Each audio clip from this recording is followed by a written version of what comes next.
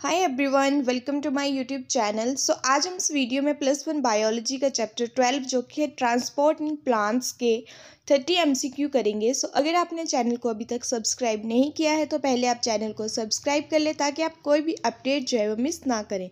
Let's start with the first question. Water is released as droplet, this is known as.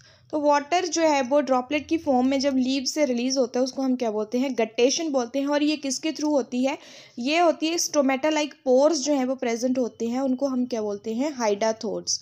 तो ये question भी काफ़ी important है, काफ़ी टाइम पूछा जाता है कि कौन से पोर्स के थ्रू गट्टेशन होती है। हाइडाथोड्स के थ्रू। The next question is the stomata of a plant open due to. अब प्लांट्स के जो स्टोमेटा हैं वो कैसे ओपन होते हैं?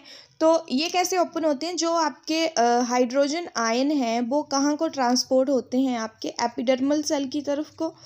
ठीक है, हाइड्रोजन आयन जो है वो एपिडर्मल सेल की तरफ को ट्रांसपोर्ट होते हैं, और जो पोटेशियम आयन्स हैं आपके वो एपिडर्मल सेल से जो है वो गार्ड सेल की तरफ को जो है वो क्या होते हैं? ट्रांसपोर्ट होते हैं। ठीक है, तो यहाँ पे क्या होगा? प्लांट के स्टोमेटा जो है वो कैसे ओपन होंगे? जब क्या होगा? Influx of the potassium ion. ठीक है, option D is the correct answer. The next question is the plasmodesmata connections helps in. तो plasmodesmata basically are the tiny pores present on the cell wall. ठीक है, जो कि आपके neighbouring cells के cytoplasm को जो है वो कनेक्ट करते हैं एक दूसरे से। तो प्लाज्मोडेस्मेटा किस चीज़ में हेल्प करते हैं? आपकी movement of substance between the cells. ठीक है, तो ऑप्शन डी जो है वो यहाँ पे क्या होगा? करेक्ट होगा। The next is the question number 4। A plant cell attains turgidity due to. तो प्लांट जो है, सेल जो है वो कब टर्जिड होता है? Due to endosmosis. Option C is the correct answer. Number 5, which one of the following theories of ascent of sap was proposed by an eminent Indian scientist J.C. Boss.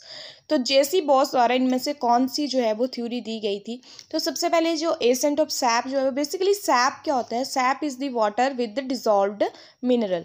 ठीक है, SAP is the water with the dissolved mineral, that is known as the sap, dissolved mineral. Sap, essence of sap, the sap is basically absorbed by mainly by the roots and moved upward to the all parts of the plant through the stem. और इसी चीज को हम क्या बोलते हैं? This upward movement, इसको हम क्या बोलते हैं? Accent of SAP. तो इसकी जो है वो वेरियस थ्योरीज जो है वो दी गई थी। तो J.C. बॉस ने जो थ्योरी दी थी वो थी आपकी पल्सेशन थ्योरी। ठीक है, pulsation theory of ascent of sap given by the J.C. Bose. और मोस्ट इंपॉर्टेंट 2 थ्योरीज हैं यहाँ पे, transpiration pull theory and root pressure theory.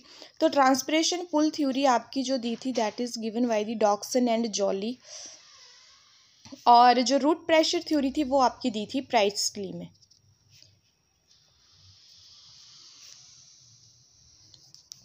Okay, so the next question is the question number 6. Water reaches the top of the plant due to।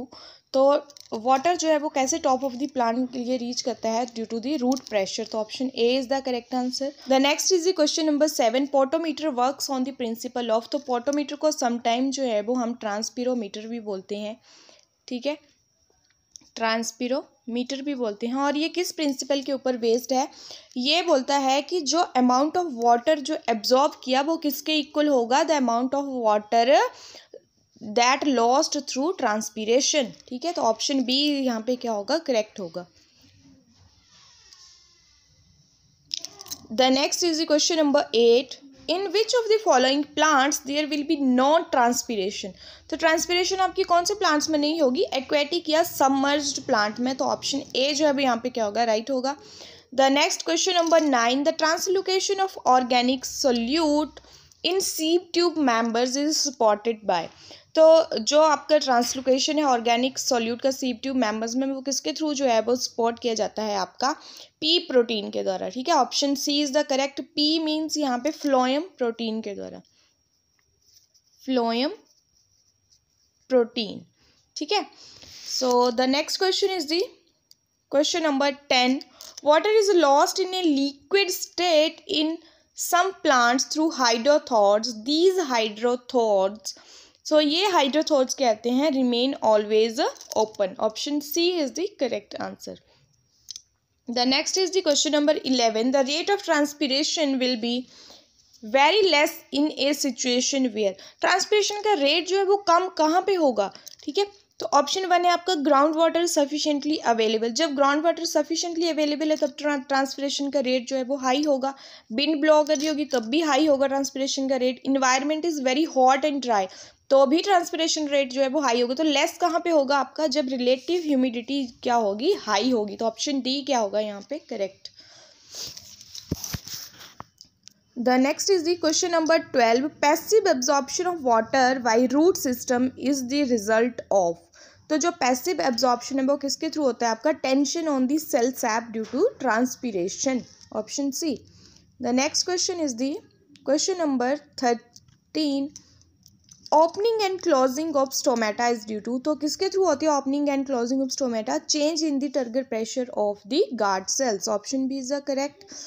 The next question is the question number 14. Osmotic pressure of a solution is.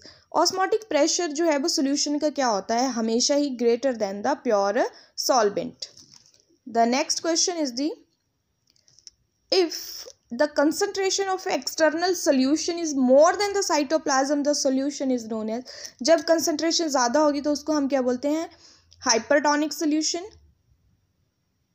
और जब concentration जो है वो लो होगी तो उसको hypotonic. और जब कंसंट्रेशन सेम होती है तो हम क्या बोलते हैं उसको, isotonic solution.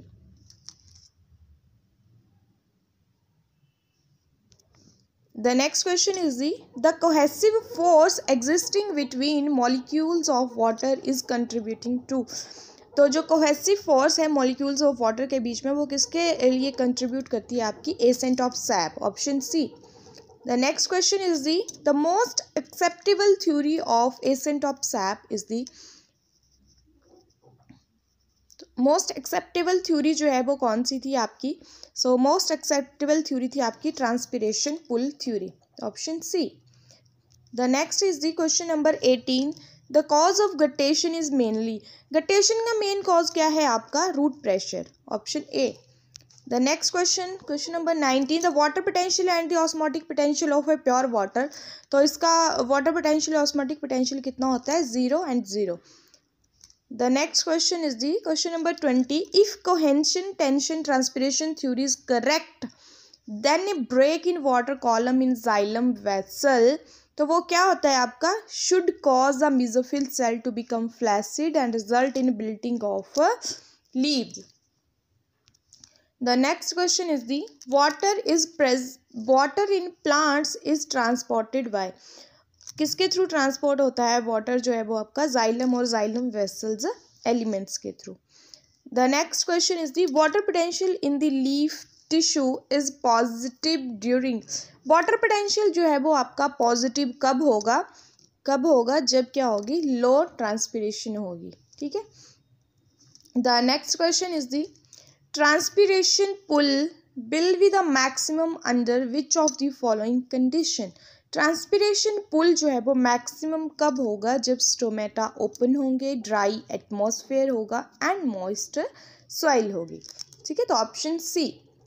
The next question is what will be the nature of sugar solution if the cell of an epidermal peel of Rhoeo discolor show plasmolysis. तो प्लाज्मोलिसिस जो है वो कब शो करते हैं, जब सोल्यूशन क्या होगा आपका, hypertonic. So option B is the correct.